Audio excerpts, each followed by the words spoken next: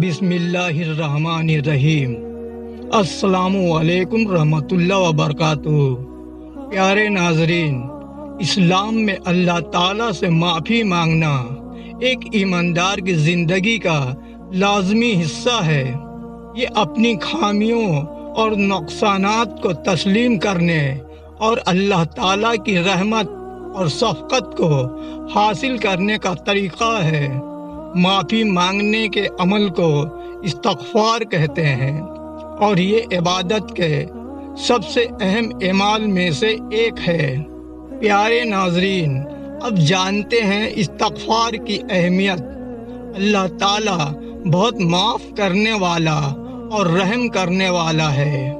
وہ اپنے بندوں سے محبت کرتا ہے اور وہ جنہوں نے سچے دل سے توبہ کی ہے ان کی معافی کا وعدہ کرتا ہے۔ ہمارے نبی حضرت محمد صلی اللہ علیہ وسلم نے فرمایا کہ اللہ تعالیٰ فرماتے ہیں، جو کوئی میری طرف سے معافی مانگے گا میں اسے معاف کر دوں گا، چاہے اس نے جو بھی گناہ کیا ہو۔ صحیح مسلم۔ استغفار صرف گناہوں کی معافی مانگنے کے بارے میں نہیں ہے، بلکہ یہ مستقبل کے گناہوں سے بچنے کا ایک طریقہ بھی ہے۔ جب ہم اللہ تعالیٰ سے معافی مانگتے ہیں تو ہم اس سے کہہ رہے ہیں کہ وہ ہمیں دوبارہ وہی غلطیاں کرنے سے روکے۔ حضرت علی کی زندگی میں استغفار کی مثالیں ہیں۔ حضرت علی ابن ابی طالب رضی اللہ عنہ نبی محمد صلی اللہ علیہ وسلم کے سب سے پرہیزگار اور وفادار ساتھیوں میں سے ایک تھے۔ وہ اپنے تواضع، راست بازی اور اللہ تعالیٰ کے ساتھ اپنے ثابت قدمی کی وجہ سے جانے جاتے تھے۔ حضرت علی بھی استغفار کے متلاشی تھے۔ حضرت علی کے استغفار کی بہت سی مثالیں حدیث میں ہیں۔ ایک حدیث میں حضرت علی نے فرمایا، میں ہر روز 100 بار اللہ تعالیٰ سے معافی مانگتا ہوں۔ سنن النسائی۔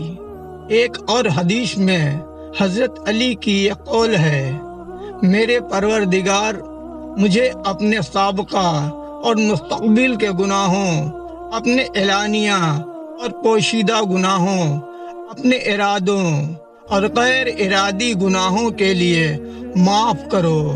سنن ابو داؤد۔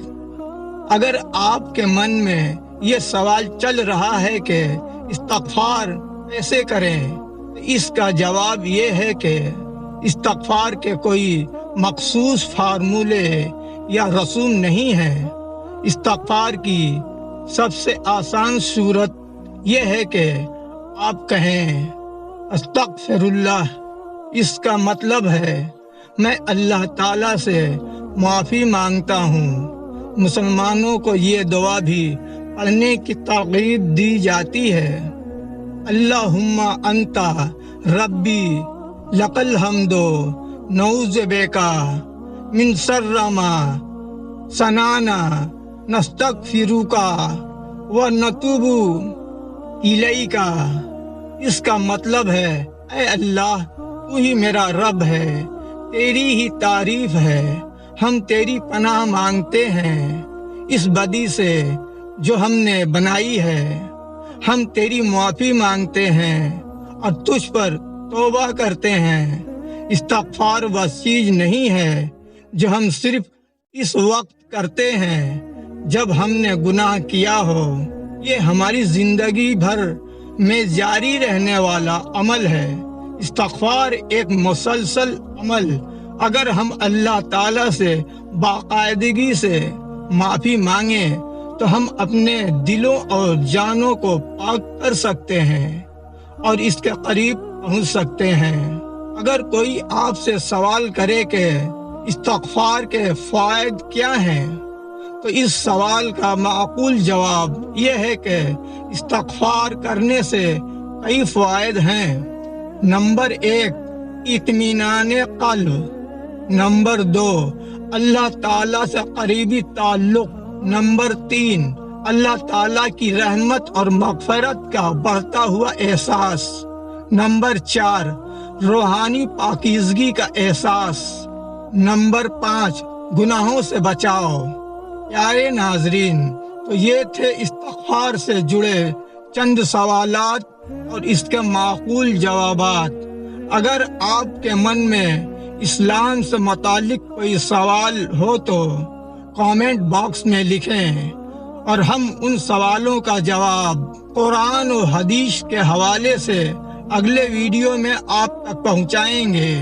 प्यारे नाजरीन, मेरा ये चैनल इस्लाम की तालीमात को सादा और आसान अल्फाज में पेश करने का एक प्लेटफॉर्म है ताकि हर कोई समझ सके और इन पर अमल कर सके।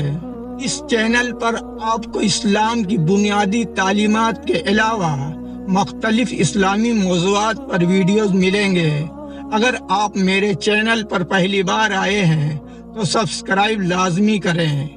आज के इस वीडियो में बस इतना ही। अस्सलामु अलैकुम रहमतुल्लाह व बरकातुहू।